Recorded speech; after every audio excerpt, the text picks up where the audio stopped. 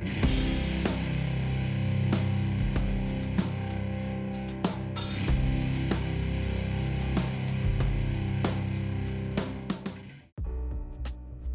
everyone, Triple Dice here, and today I'm going to show you my guide for a level 29 Fire Mage Twink.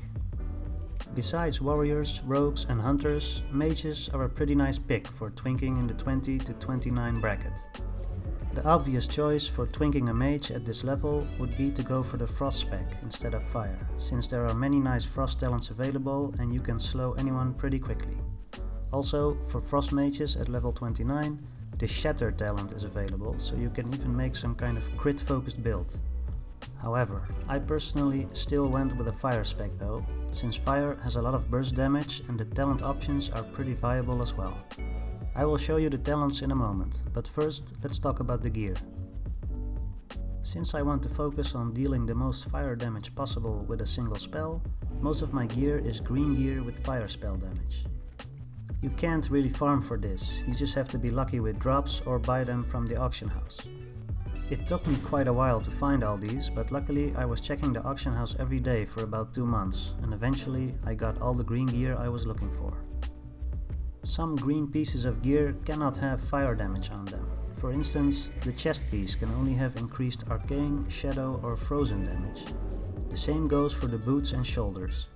So for these parts we are gonna need gear with the most stamina and intellect available. Intellect is very good since it increases our mana pool and increases the crit chance of our spells. Stamina is a no-brainer since you don't want to be one-shotted by other twinks, especially rogues with their nasty ambushes. For the head item you can go for a green piece with fire damage on it, or if you really want to maximize your damage you should definitely go for the Spell Power Goggles Extreme. These goggles require you to have 215 engineering skill in order to wear them. In order to make these goggles yourself, you will need the recipe and 225 engineering skill. So if you don't have that, then just ask around for engineers who can make this item for you. It's bind on equip, so it can easily be traded. For the necklace item, there is really only one option. The River Pride Choker, since it gives 9 stamina. The reason why I'm going for stamina here is because many of my other gear parts don't have any stamina on them, and you don't want to be too squishy. This necklace is a bind on equip and should not be too expensive on the auction house. I bought my first one for 4 gold. As for the shoulder item, there are multiple options. Since there are no Fiery Wrath shoulder items, we will focus on stamina and intellect here. The best ones are the Barra-Line pads. This is a quest reward from killing the last boss in Razorfin Crawl. You can pick up the quest in Thunderbluff once you reach level 29. Be careful with this one, because you don't want to level up to 30, so the best way to get this is to have a high level player clear the dungeon for you and then just kill the last boss together. The quest is called A Vengeful Fate and you can pick it up from Old Stonespire in the Thunderbluff auction house area. The other option for shoulder items would be the Magician's Mantle. This is a bind on equip item, so check the auction house for this one. This one gives 9 intellect and 5 spell damage. Use these for maximizing spell damage, but keep in mind that using the other shoulders is an overall better choice. Our chest item is going to be another bind on equip, the Beguiler Robes. This one is definitely the best twink caster item out there, so make sure to check the auction house often. The Beguiler Robes give us 12 intellect, 7 stamina and 8 spirit. Other than that, the robes look absolutely awesome. You can't call yourself a twink without wearing these.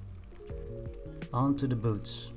The boots also cannot have fire damage on them, so we're going to try and find the best intellect and stamina combination out there. This would be the Night Sky boots or the Vital boots of the Eagle. Another option here would be the Acidic Walkers, which drop from the Viscous Fallout in Gnome Regan. You will sacrifice some stamina, but gain a bit of spell power instead.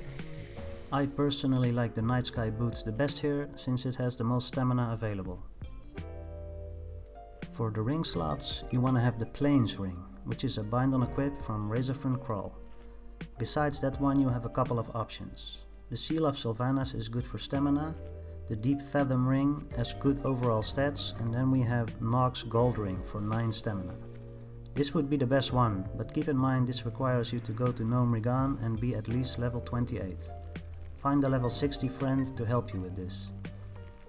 Once phase 3 hits, you can get the Warsong Gulch ring, which would be the best choice for stamina and spell power. For the wand, we are going with the Gravestone Scepter. This is a quest reward from Black Fathom Deeps. Pretty easy to get and the only wand available at this level that has some plus stats.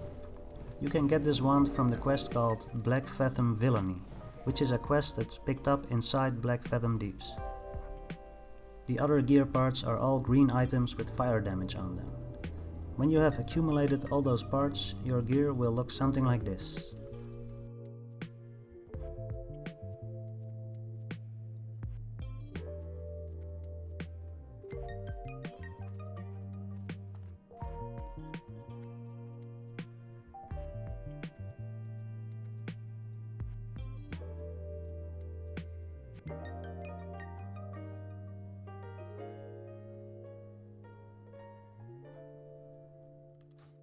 Now, let's quickly talk about enchants. The most expensive one will be the 30 spell power on your weapon.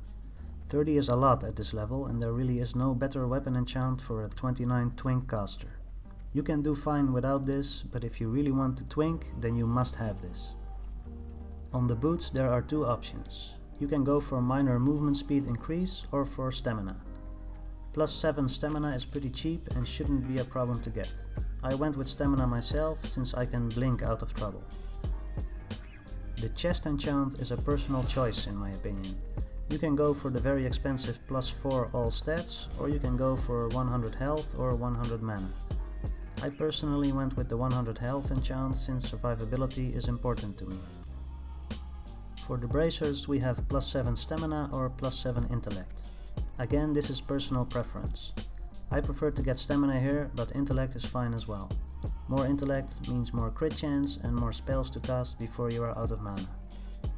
There is also a more expensive enchant which gives plus 9 stamina, but you're gonna have to be lucky to find someone who can do that for you. For the gloves, we don't have any good enchants at this moment yet. The only enchant that gives you anything is plus 7 agility. This will give you about 0.5% extra chance to dodge an attack. This is fine for now, but later when other phases of the game are released, we will want the firepower enchant here, which gives us 20 firepower. This will be very expensive, so keep that in mind. The cloak enchant will be personal preference as well. The best one here would be the 1% dodge enchant, but that won't be in the game until phase 5, so for now we are stuck with a minor resistance enchant. I went with Shadow Resistance myself, since I am an undead who already has 10 Shadow Resist as a racial bonus. Mix that with the Gravestone Scepter wand and the Shadow Resist enchant for a total of 25 Shadow Resistance. You could also go for the Greater Resistance enchant, which gives 5 resistance to all schools of magic. I will leave a link in the video description about the legs and head enchants, since these are more difficult to get and require you to have a high level character. Both of these enchants will give you 100 hit points each, so if you manage to get both, you get a whopping 200 more health points. This is a must for maximizing your survivability. Unfortunately, I don't have these yet myself, since I don't really play my main character anymore. Now that we've discussed the gear and enchants, let's take a look at the talent points. Elemental Precision from the Frost Tree is a must-have. Every player has 4% chance to resist your spells. Now if you put 2 points into Elemental Precision, this problem is solved. There will always be a 1% chance for your spells to be resisted, but it's still better to have a 99% hit chance instead of 96. You don't want those fireballs or pyroblasts to miss. Then we go to the Fire Tree. There are 2 talent builds that are viable in my opinion, and the only question you have to ask yourself is, do I want to use Fireball or not? Fireball is a pretty long cast. Even if you take 5 points in improved Fireball, the cast time is still 3 full seconds. That is a lot of time for players to interrupt you or walk out of range. Fireball deals a lot of damage, so if you are confident you can use this as your main spell, then go for it. Usually 2 or 3 fireballs will kill any target. Twink targets might need an extra fire blast or 2, but it shouldn't take long to kill someone if you are not interrupted. The other main spell to use is Scorch. Scorch deals less damage than Fireball, but it only has 1.5 second cast time. You can cast 2 Scorches in the same time you cast 1 Fireball. The mana cost is about half the cost of Fireball and the damage as well, so this is a more safer choice. Scorch also has talents to increase crit chance and another set of talents to increase overall fire damage after hitting the target with Scorch. It doesn't matter which of the 2 spells you want to use, both specs are viable and deal massive amounts of damage. If you want to use Fireball, then this would be a perfect talent spec. There is one leftover point that you can choose to your liking. I would suggest Improved Fire Blast, but feel free to use whatever you want here. Now, if you want to use Scorch, then this would be a very good talent spec. By freeing up the points from Improved Fireball, we can take Improved Fire Blast and Improved Scorch. Impact is a beautiful talent. 10% chance to stun after any fire damage hits is really powerful. You always want this, especially for killing healers or people who try to run away. Flamethrowing is also a must-have, especially for the Fireball spec. This will increase your Fireball and Pyroblast range to 41 yards. Scorch will be increased to 36 and Fireblast to 26 yards. Very useful for sniping from a distance and killing people who run away. Burning Soul gives you a 70% chance to not get any pushback on your fire spells. This doesn't really require any explanation. You want this always. Then we have Pyroblast. This is a very situational talent, but since it only requires 1 point, I always take this. The only way you can use this is in a 1v1 situation where you opened with Polymorph. Poly the target and then just cast Pyroblast. If you're really lucky, it will crit, but if not, it will still take away a large chunk of enemy hit points. The damage from this is very nice, and the dot damage also helps a lot, especially for rogues who want to re-stealth since the dot lasts for 12 seconds. I wouldn't suggest using Pyroblast in any other situation, since the 6-second casting time leaves you vulnerable to interrupts and counterspells too much. The Incinerate talents increase your Fire Blast and Scorch's crit chance by 4%. This is pretty nice to have, but since I am focusing on fire damage and not on intellect with most of my gear, my crit chance is only at 4.5%, so this talent brings it up to 8.5% for Scorch and Fire Blast. Still worth the 2 points in my opinion. So now that we've discussed all that, I will show you the rest of this Warsong Gulch battle and be on my way. I know I didn't talk about professions and rotations, but if you'd like, I can make a separate video about that in the future. Engineering is obviously one of the must-have professions, together with first aid and possibly alchemy.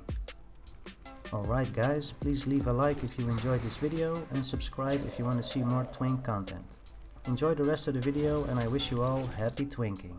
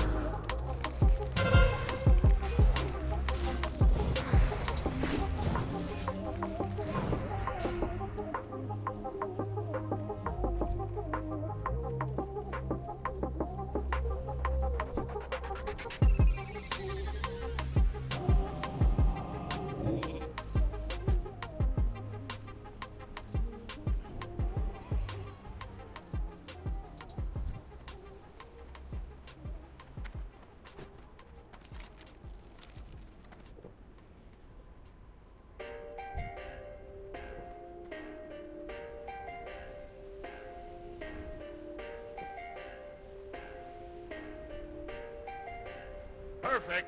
Perfect.